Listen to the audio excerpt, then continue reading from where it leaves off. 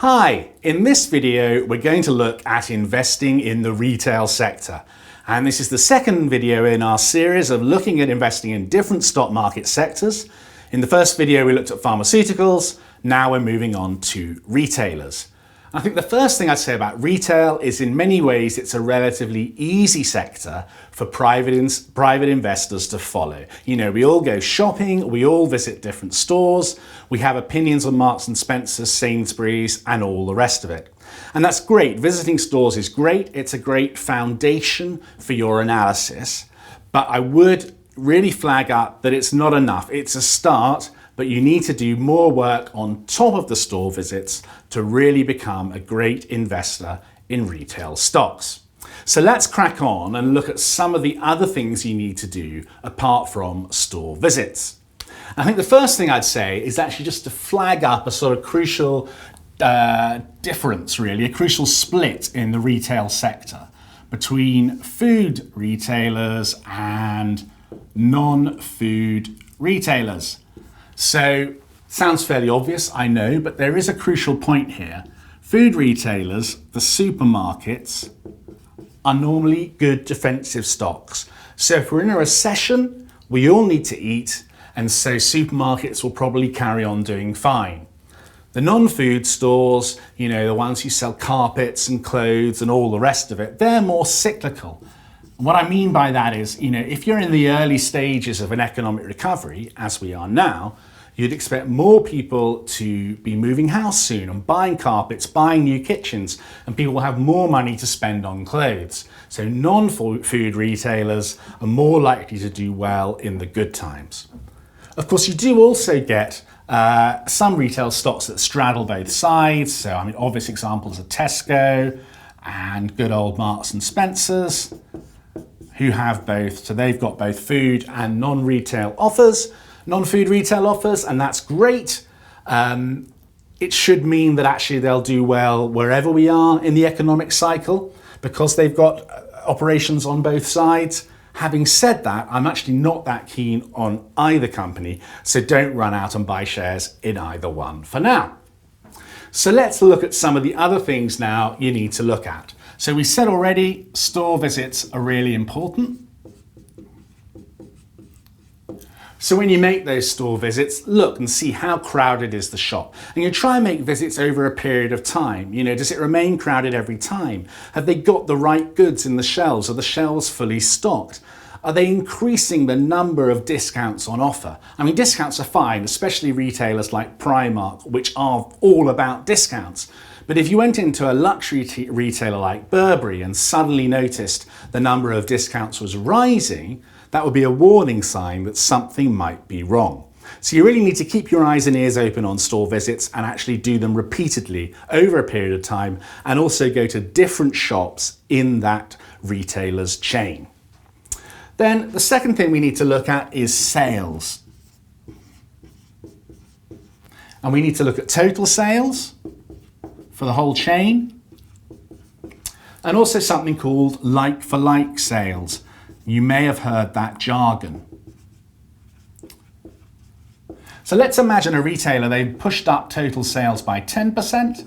That sounds great at first glance, but they've done that because they've opened lots of new stores. And if you just looked at the stores in the chain that have been open for a year, the like-for-like sales, if they're down 5%, suddenly this retailer doesn't look so attractive. Fine, there's nothing wrong with growing sales by opening new stores, but at the same time, you don't want to see falling sales in your existing store estate.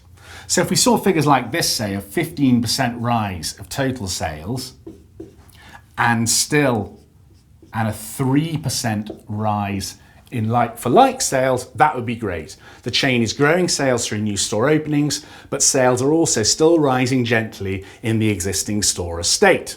That's great. If you had those kind of sale numbers, the next thing to think about are returns on capital. We've looked at return on capital employed before, but we want to make sure that the chain is getting a good return that it makes on investments in new stores. If the chain is investing £1 million in a new store, but only making 20 grand profit from that store, that's a bad investment. It makes no sense. So a chain, if it's growing its store estate, it needs to carry on generating good returns on those investments, and it needs to carry on achieving good margins, especially gross margins. And if you see gross margins are falling in a retail chain, that's a big warning sign that something is wrong. It suggests to me that competition may be increasing, or the retailer is just getting something wrong about its offer. Another thing to watch out for is inventories. If inventories are rising, that again is a sign of trouble. The retailer is not being able to sell its goods as quickly as it once did. And then there's online competition.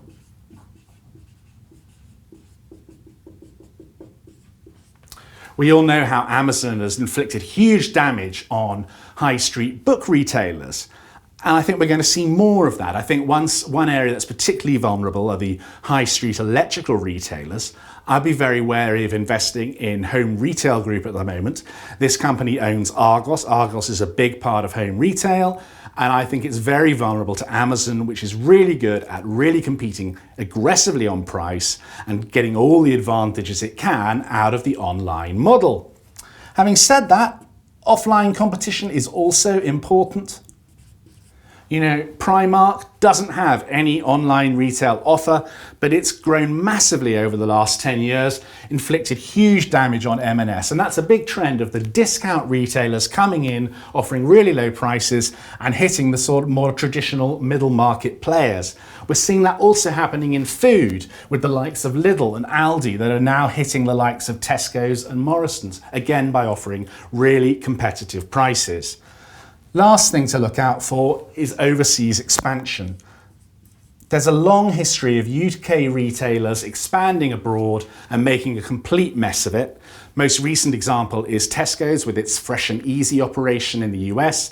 That's now been sold. Tesco have effectively put £2 billion down the drain, complete waste of money. More often than not, if a UK retailer is expanding overseas, I'd say that's a big warning signal. Don't invest. Final quick point.